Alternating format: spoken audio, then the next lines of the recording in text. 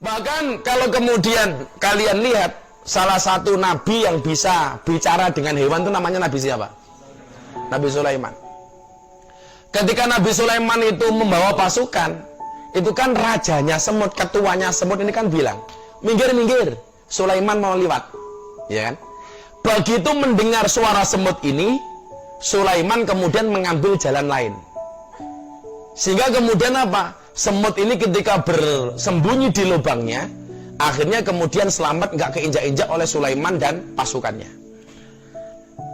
Ini rasa cintanya Nabi Sulaiman kepada semut. Dan kalian tahu balas budi semut kepada Nabi Sulaiman apa?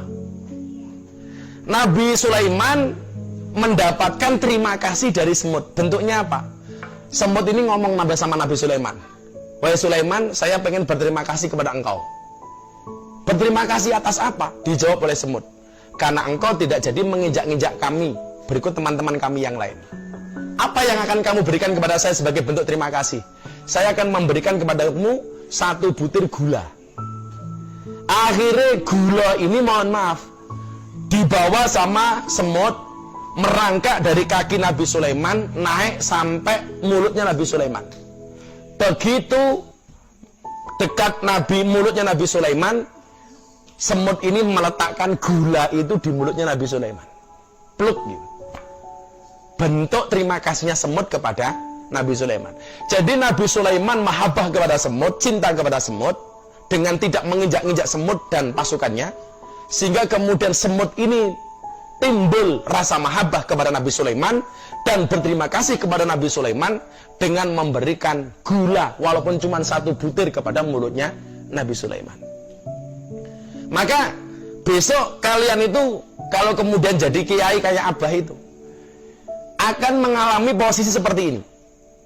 Nabi Sulaiman itu pernah dibawakan oleh emas bergerobak-gerobak oleh Ratu Balkis.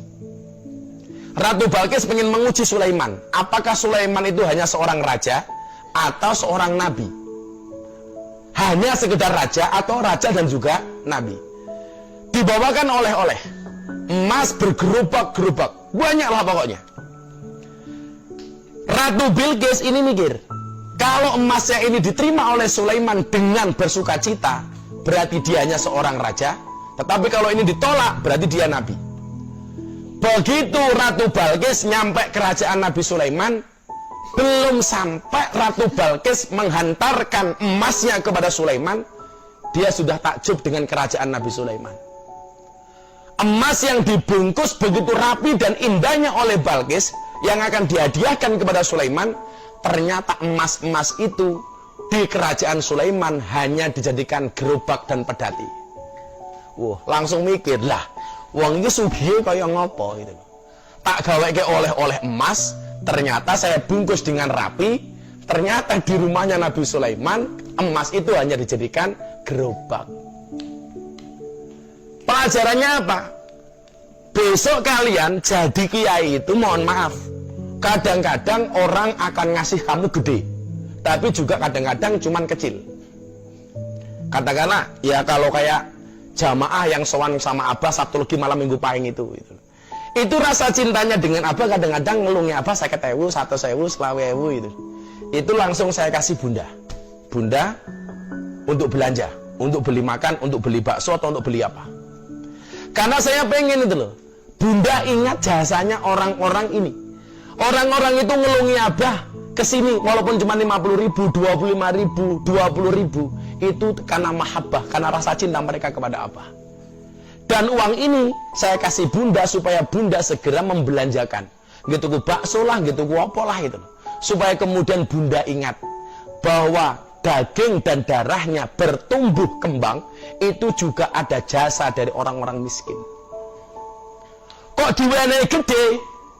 Tujuannya apa? Untuk memperlancar perjuangan, ngebangun pondok dan lain sebagainya. Orang kok kemudian sing gede tok, sing diharap-harap, sing cilik kemudian diremehke, nggak boleh. Kalau orang-orang datang yang silaturahmi kepada kita itu ngasih berapapun, itu pasti dengan keikhlasan yang luar biasa. Itu pelajaran dari Nabi Sulaiman. Dikasih Balkis emas setumpuk, ditolak. Tetapi ketika yang berterima kasih seekor semut, diterima oleh Nabi Sulaiman dengan bersuka cita. Oh, ini ikhlas banget yang disemuti karo aku. Lah, pelajaran-pelajaran seperti ini harus kalian pelajari, kalian paham. Dan Nabi Sulaiman itu walaupun dia kaya raya, dia punya usaha. Maka salah satu kebiasaan Nabi Sulaiman itu kalau habis sholat duhur, habis sholat ngasar, dia duduk di depan masjid membersamai para orang-orang miskin dengan mengatakan apa? Miskinun yujalisu miskinan. Orang miskin duduk bersama dengan orang miskin. Ketika Nabi Sulaiman ditanya, wahai Sulaiman, Anda kan seorang raja, kaya raya, kenapa Anda mengatakan orang miskin duduk bersama orang miskin? Apa jawaban Nabi Sulaiman? Karena saya tidak pernah makan uang kerajaan. Karena setiap kali saya makan, harus menggunakan hasil dari jerih payah saya sendiri. Makanya besok walaupun cuma kecil, kamu jadi kiai, insya Allah harus tetap punya usaha. Makanya kayak bunda itu kenapa tetap punya usaha.